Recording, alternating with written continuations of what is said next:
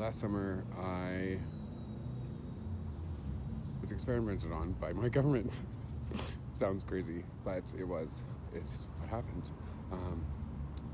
My government experimented on me without my consent, without my knowledge of what was actually going on, and deceived me actually in the process, and did not provide any sort of financial compensation, did not do any sort of medical follow-up or examinations during or after.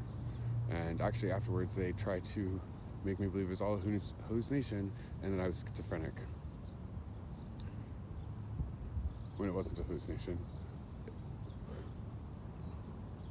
The whole neighborhood watched, because they were told that I was consenting and that I had agreed to allow everybody to watch what was some very vulnerable moments of my life, actually, and most vulnerable moments of my life.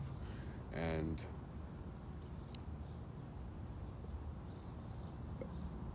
to think that that was just shared openly amongst that large of a community, like the entire west end of Vancouver knew what was going on, and I didn't. They all thought I did. They all thought I was a willing participant, and they were told that I was by somebody in a very high up position that should not have done that.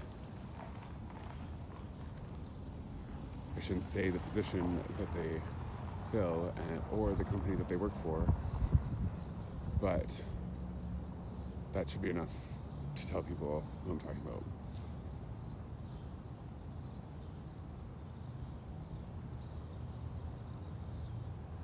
And I can't believe that he would tell people that I was a willing participant and training the AI, which was not even how you would, that's not even how you'd handle it, like an AI tracker. Like, to do what you're getting me to do is the absolute wrong thing to do with an AI tracker. You're teaching it how to, I thought I was escaping from my life. That's what I was being told. That's the imaging that I was getting, so I was never directly told anything, actually. It was all just based off of my perception of what was actually going on around me and the way people were acting and what was happening and just what was actually happening.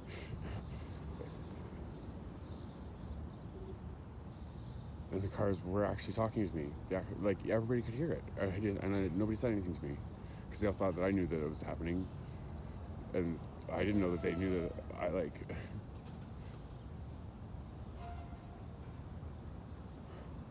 it's so crazy to think that many people knew this, and then they just, at the end of this whole experiment, they tell me to go to the hospital for a mental health assessment requested by CSIS, and that's what they told me to go into the hospital and ask for.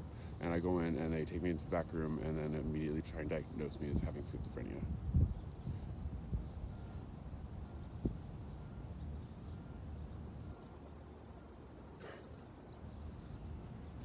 So you make me experience symptoms in reality. You make me experience what would be symptoms of schizophrenia, hearing inanimate objects like cars and planes and helicopters and boats and leaf blowers and all these things talk to you.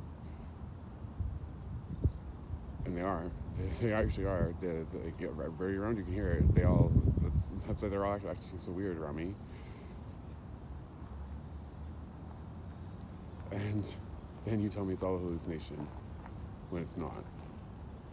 And you get the doctors to tell me that it's a hallucination.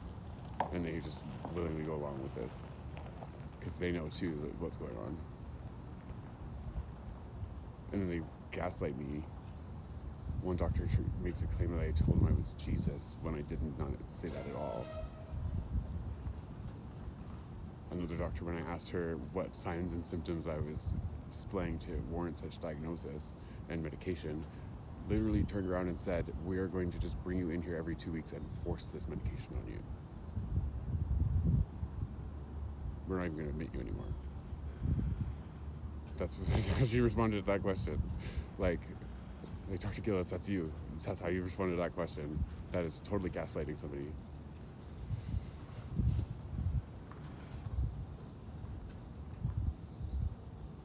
Dr. Lewinsky saying I claim to be Jesus. I saw 4 doctors that day within a couple of hours. So the first 3, if I was actually delusional, proclaiming I was Jesus, I would tell all 4 doctors that I was Jesus. I wouldn't just tell the one doctor at the end.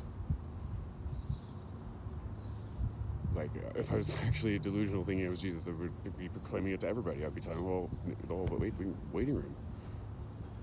I wouldn't be just telling the one doctor at the end. All of a sudden, I'm becoming Jesus. I think I'm Jesus.